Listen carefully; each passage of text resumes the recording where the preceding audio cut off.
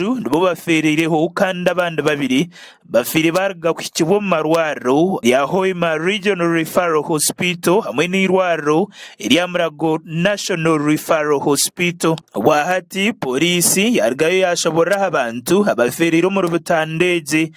kandi aba bari Detective Charles Matuwa Anvizo, Bureau Crime Intelligence Officer mu district ya Kikube, Detective AIP Jenny Richard, bere najunanizwa amshangwe mu bwiti a police station ya Kikube, Detective Corporal Christine Cherot, bere in charge w'ebyamaka a police station ya Kikube, Detective Samuel Ojambo nawe bere nakora mu kucondoza amshangwe kwa traine no bwiti police ya Kikube, amwe na Raymond Nwamanya bere driver wa motoka ya polisi ofire yarga ku kibo mu irwaro iriya Murago National Referral Hospital ikiru cyanyuma abazyo. Abandi bari mu Baraka Rwamahe bere ryo mutibe Martin Munyuza nawe umutibe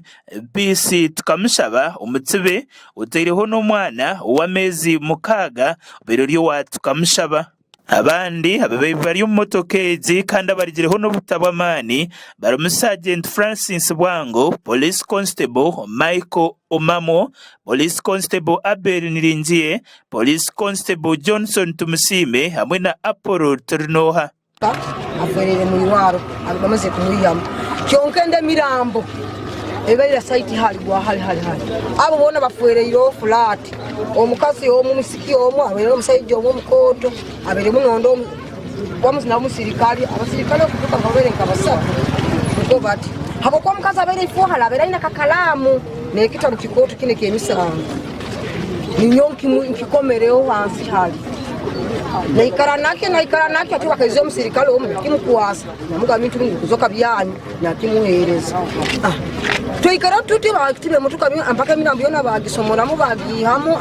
Abandi bantu ababe bari mu motokeje bari mu Julius Kabagambe bero ryo mutibe hamwe na Jonathan Kamugisha nawe umutibe. Mugambizi wa polisi umutange cha Albertine Julius Hakiza yashobora kubutandweje izireho bwanyuma y'abapolisi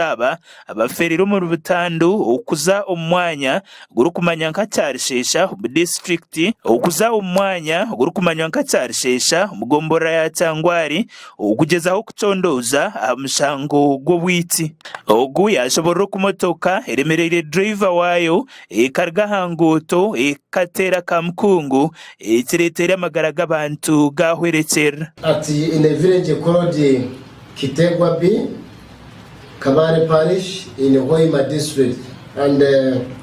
on Chikube Kabare Road. So our vehicle was being driven by Raymond Nwamanya. On board he had the detectives and the police guards while escorting the suspects who were proceeding to reconstruct a scene of murder in Kaseta. Ukurikira arakiza umusandemo yonka itange cha Albertine kitungire butandu zamani zitwira amagaraga abantu 13 ati nko kwehanangiriza ba driver umutangeti kurebekangu baetantara cyarumwe umuze gwo kuvugisa ndima ushanga burya abantu kuvuga kubi umuntu navuga kubi navuga byarkwenda yes twine mihanda meronzi bunyero twine mihanda meronzi so n'abatakekaga kuvuga je naza muhanda atandika kuvuga so tushaba abantu twenda twatagana na police turi hiye tugerizo kushomesa abantu